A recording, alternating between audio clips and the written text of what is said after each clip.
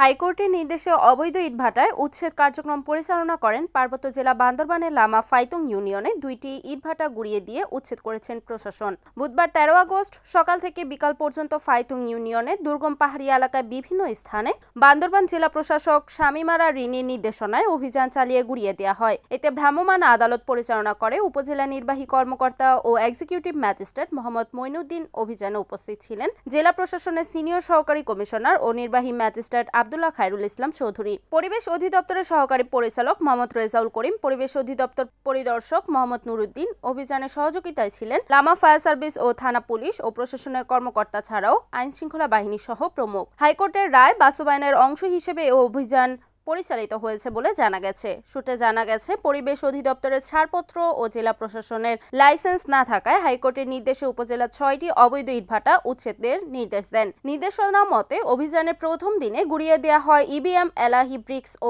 7 bricks menu.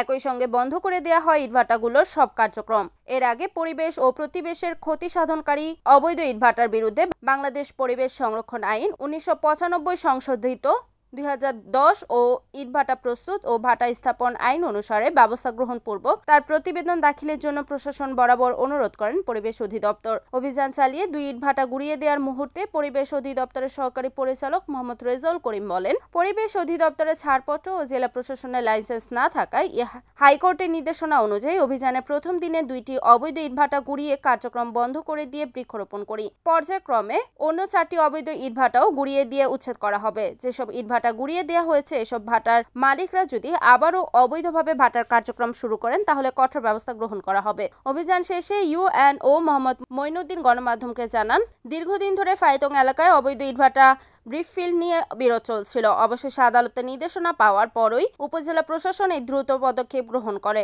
আমরা আদালতের নির্দেশ অনুযায়ী কাজ করেছি। সরকারি জমি ও জনস্বার্থ রক্ষায় এই ধরনের কার্যক্রম আগামীকালও অব্যাহত থাকবে বলে জানান তিনি। রিপোর্ট মোহাম্মদ ইসমাইলুল করিম, NAN TV, বান্দরবান।